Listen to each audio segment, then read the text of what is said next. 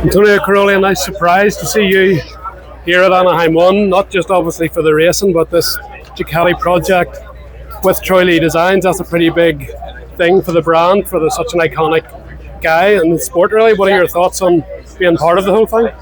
Yeah, I mean, it's for me, it's a big pleasure, to join, today this event.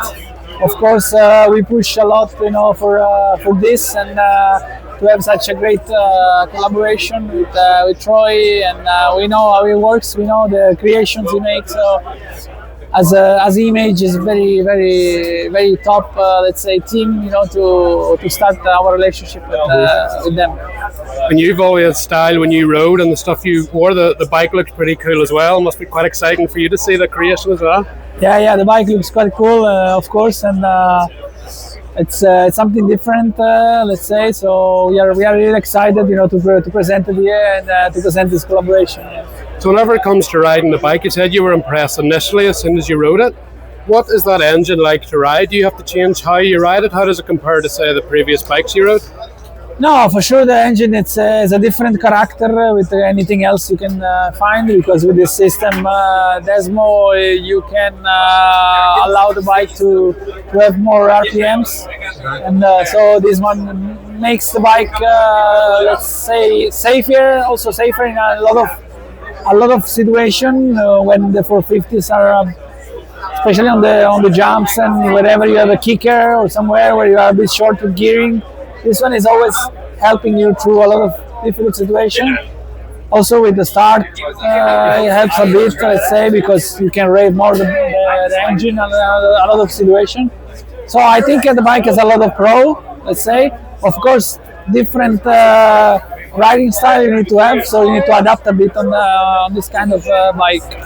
You need to ride it more like a 250 then, to rev it more? It's more like the character is more like similar to a 350 bike. You made an appearance at Arnhem, a very competitive appearance. First of all, for you, was it nice to race again and be that fast? And second of all, did the bike work better than you thought at GP level? No, actually, I mean, we had some issues, small issues, but it's a part of racing development, of course. But the speed was quite okay. Let's say I was happy with it. Yeah. Of course, it was easier for me to choose a race where I was more comfortable on, which could be an R-Pack race. But I really want to test on that kind of situation, because I know that on that situation you have good feedbacks, let's say. So it was a difficult in one side, but in the other side we had a good information, so I was happy with it. And you got good starts. Was it nice to see the front of the pack again and race with Jeffrey and Jorge and all? Did that bring back memories of your career? No, actually it was good, especially on Saturday on the qualification race. It was good. I mean, the pace was but actually all the weekend the pace was for a top 5, top 6 with the lap times. But we had some small issues that always bring us a bit unlucky in some situation. But I mean, I was happy with it. I was super happy because I didn't ride the sand for two more years, more than 2 years, let's say, and that kind of sand, especially, which was very tricky. So I was happy overall with that. How have you kept your speed so good in the early 30s? I mean, when you were still racing full time, you were contending for a title till you got that injury in Riola, and even last year you came back. You're still world class speed. Where does the speed keep coming from? You don't seem to be getting any slower. No, I mean, I still ride. I mean, let's say quite often, like every week, at least one time I rode, even if I was for fun or for whatever.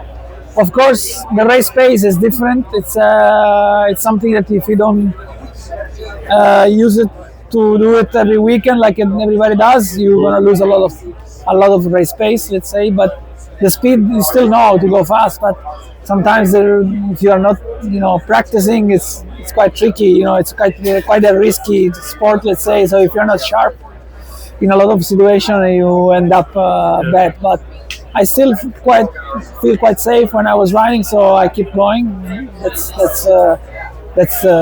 it normally. Do you miss racing? You did some when you were KTM team manager and beat Everts and I think Adamo in the sand on the 250. Last year you done that a couple of races as well. Do you still miss racing? Yeah, for sure. I miss racing. It's really something that you have done for so many years, so you miss. But let's say 2023 was a team manager year, so I rode like almost nothing. I just raced like some international races in the sand. It was quite fun, let's say. Of course, when you step down to the 250, you still can have 10 minutes more, let's say, than when you are racing 450s. So it was quite a fun race. But with the 450, if you don't race, if you don't practice, it's not fun. So it's more easy to step down with the CC, let's say. Have you rode the 250 Ducati yet? Has testing started? 250 Ducati is still not on track. The engine is running on the dynos, let's say, but the plan is to do it. Let's say maybe end of February. We will have some bikes, ready to ride properly. Let's say on track. So, but everything is evolving, so we don't have really a date. And there's rumours you might be racing some AMA Nationals. Is that something you'd like to do, or can you say if you're doing it or not? Yeah, I mean, I've always been a fan of the Nationals. Let's say I was here in 2022 for some rounds. Was just for fun, so I had some good result also. And we never know. Let's say to launch the bike in US, it would be a nice thing, with a Italian rider and Italian bike. So we are not on the plan yet, but if there is an opportunity, I will like to. And for you, that must be pretty cool. You raced Stefan Everts, you've now raced Liam Everts, I think Alessio Coyote when you were really young, and now you'll be racing Jet Lawrence, Chase Saxon 20 years later. Is that quite nice for you, that career longevity? I think no one has done something like this before, so to be competitive actually from the first year to the last year, you're still riding. It's something very difficult to do it, and I'm very proud about this. And so let's see if we can still have some years of competitiveness or not. Let's see. That's good to hear. Finally, Guan and Suyer, how are they finding the bike? And is the bike a lot different from what you raced in Arnhem? Are they enjoying the Ducati? For sure, the bike is evolving, and they have some updates. They are fine with the bike. Of course, they need to adapt. Like I said, it's a completely different bike than what they are used to with the ride. So they will need to have some time to get used to it, and also to understand the bike with testing which direction move.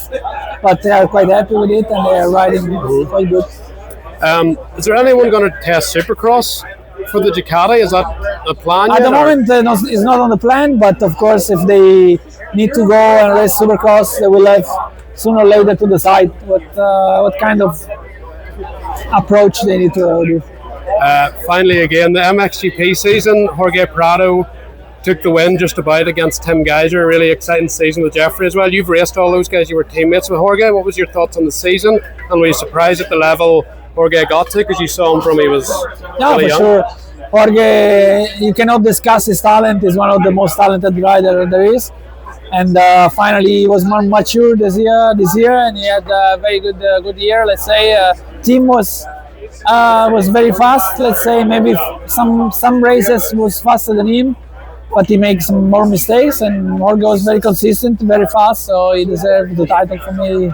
Really, he was the guy who deserved the title. Yeah.